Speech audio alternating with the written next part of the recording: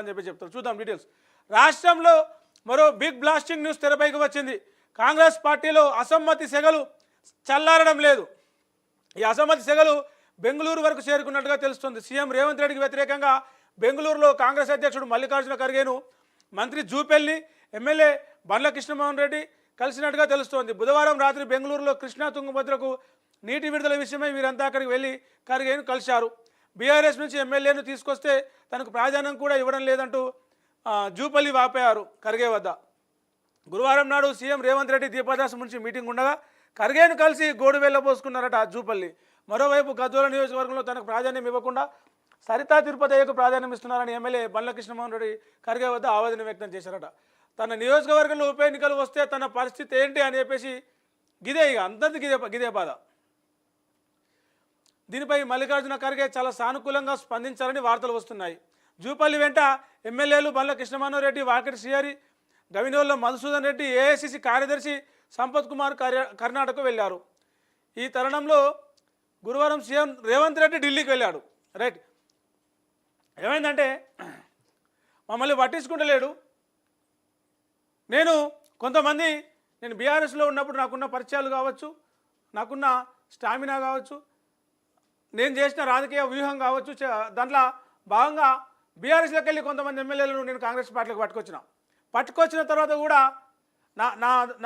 నేను చేసిన పని వల్ల మహబూబ్ నగర్లో కొంత బీఆర్ఎస్ పార్టీ మొత్తం లేకుండా పోయి మొత్తం కాంగ్రెస్ పార్టీ హస్తగతం చేసుకున్నది. పార్టీ అధికారంలోకి వచ్చింది.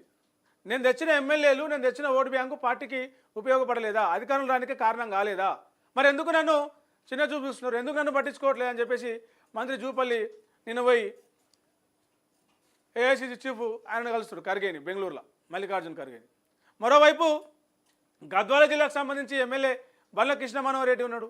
ఆయనకు సరితా తిరుపతి మధ్యలో ఆమె మొత్తం కన్నీళ్ళు పెట్టుకొని మొత్తం ఏడుకాడికి బగాయిస్తాను నిన్ను అని చెప్పేసి కార్యకర్తలను వెంబడేసుకొని వచ్చి గతంలో ఇద్దరి మధ్య ఒక వారు సిచ్యువేషన్ నడిచింది, మనం చూసినాం.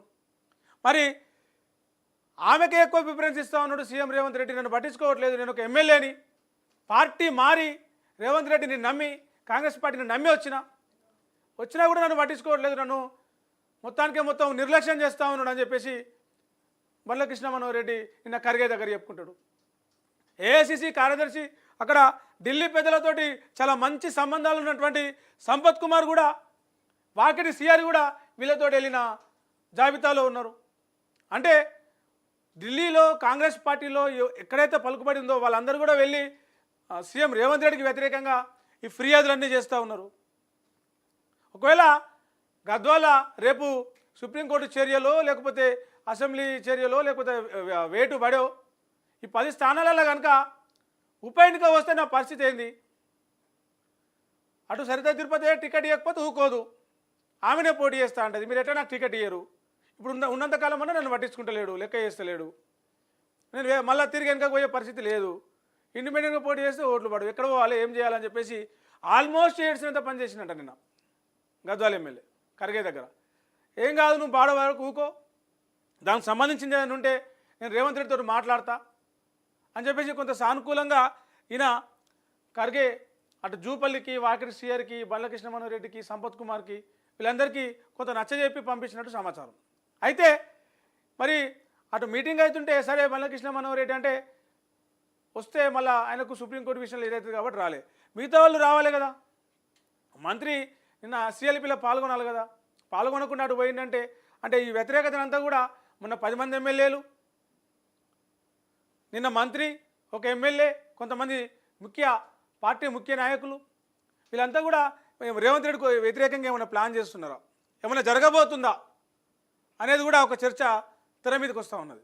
మరోవైపు మీరందరూ నోరు అదుపుపై పెట్టుకొని మాట్లాడాలి, అడగలుగా మాట్లాడుతుంది చెప్పేసి నిన్న అట్లా కామెంట్ చేసిరో లేదో, అట్లా అందరిని కూర్చోబెట్టి ఒక హితబోధ చేసిరో లేదో కోమటిరెడ్డి రాజగోపాల్ రెడ్డి అంటాడు, మీ ఇష్టం వచ్చినట్టు ఏకపక్ష నిర్ణయాలు తీసుకుంటే కాదు, మీరు అంత చేసుకుంటే కాదు అని చెప్పేసి.